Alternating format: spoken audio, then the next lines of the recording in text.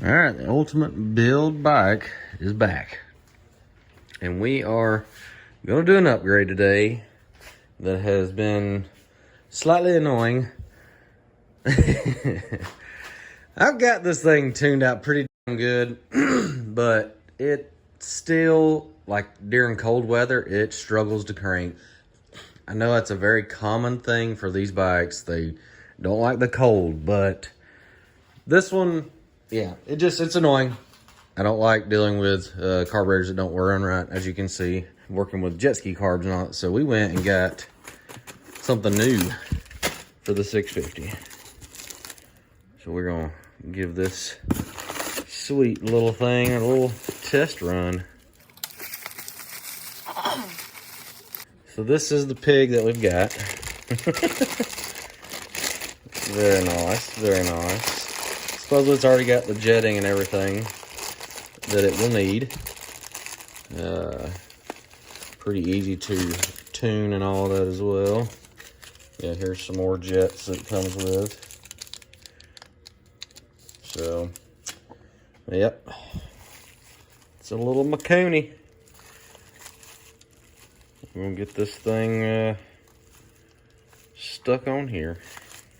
All right, as you can see, there is no instructions. This is literally everything. Get cables, fuel line, 3 different jets, a sticker, and then the carb. So the weird thing is, from the stock one to this one, the stock one, as you can see, the throttle cable and the return cable is on this side over here, but the way this thing's laid out, when it goes in there, it has to go in there like this, obviously because of the size of the inlet and outlet right here on the carb. So, and it does away with the choke up there, which is going to be a little tricky because of where you'll have to reach and pull the choke if you still have this sweet little thing right here. But we'll start stripping everything off. All right, now we got the fenders and the seat off.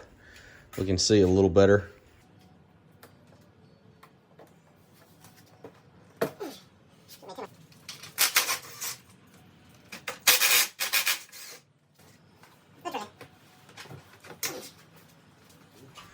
All right, now we're on to something. All right, so here we are now.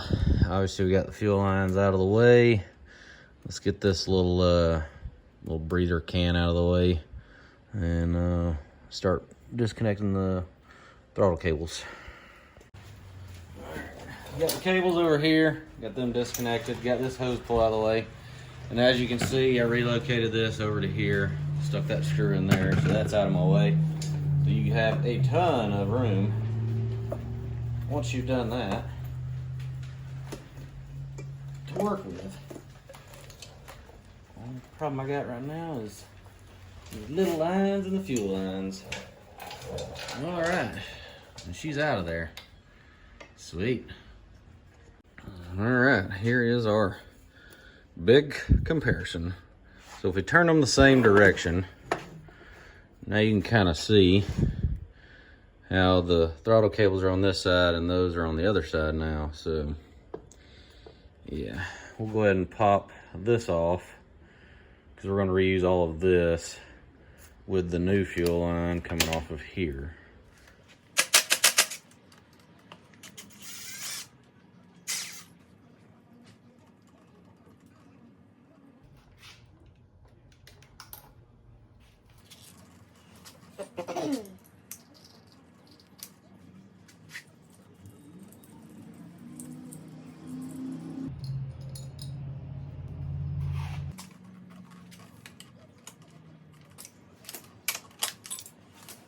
There's the old cables.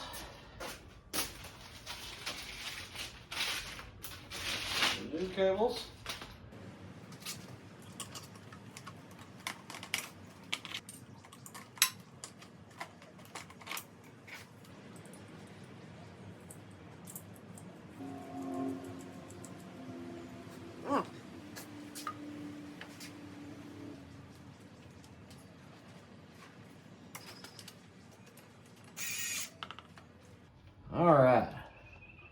we're getting somewhere.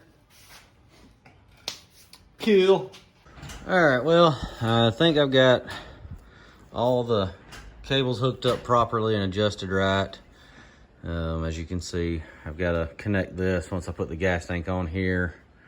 I got to rerun the little vacuum thing in there.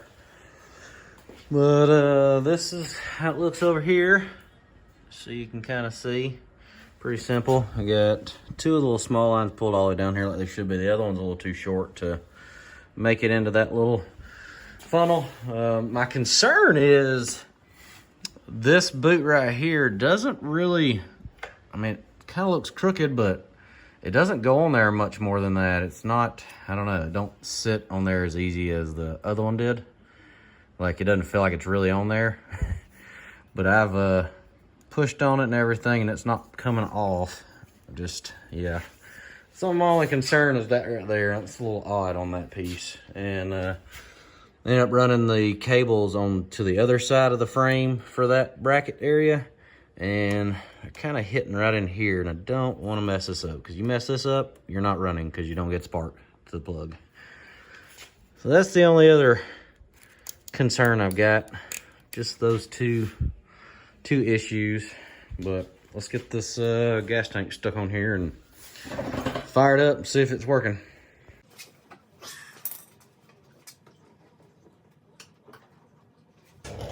All right, so now I'm gonna run these back to where they go. All right, got those ran.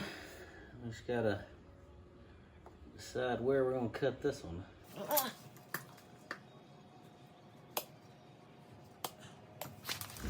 Well, I didn't video it. I should have videoed it, but literally pulled the choke out, hit the start button with the fuel on, and it fired right up. So I think I may have to idle it up though. It's the one thing I've noticed. I'll have to get under here and idle that up a little bit. This is definitely too low and idle.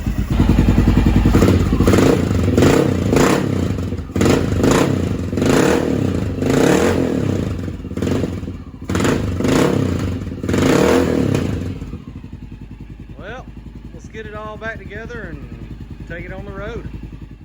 All right, so I didn't have a clip of me riding for the first time. I just couldn't find it. But essentially, the throttle was so stiff, I was like, I'll have the biggest forearm on my right arm ever if I left it the way it was, and just no way I was gonna do that. So pulled up some video, and I'll show y'all real quick how to adjust it to make it a little easier. So had to pull the seat back off, but if you can see right there, well, the spring catches right there on a little tab, and there's two other tabs up under there.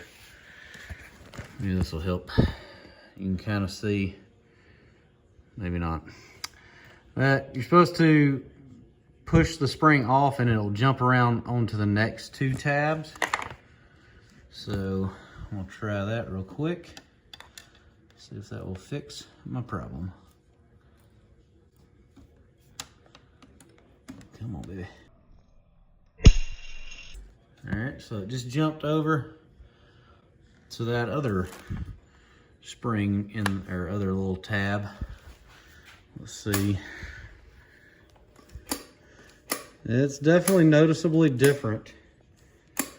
There's one more, so we're gonna try the last one in there.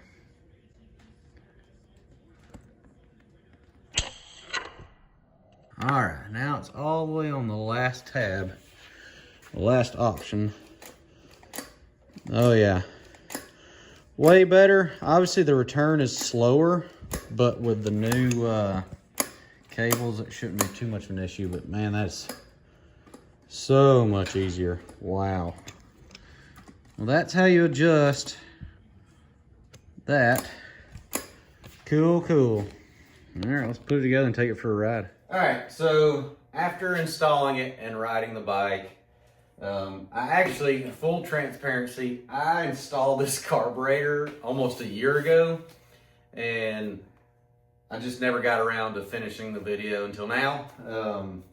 But I've rode it a ton with that carb now. I've taken it way up in multiple other states, a lot higher elevation and everything. Cranked it on really, really cold days, like in the 30s. It works phenomenal. The power as well, like it's impressive what this carburetor can do compared to the stock one. Even with the jet kit and everything I'd done with the stock one, it reduced the backfire popping, all that kind of stuff. It still does it just a little bit, but nothing like it did prior.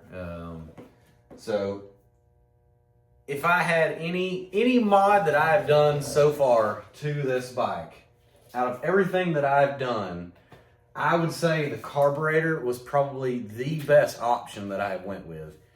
Hands down, best option. I mean, front tire, I hated the front tire that was on it. So going to the more aggressive front tire was definitely a huge part of how good the bike runs and everything. But the carburetor has been probably one of the best performance mods, or just all around mod. Even though I kind of talked about the choke, how it's down there, it's in an awkward place. Yes, it is an awkward place compared to the little stock lever type.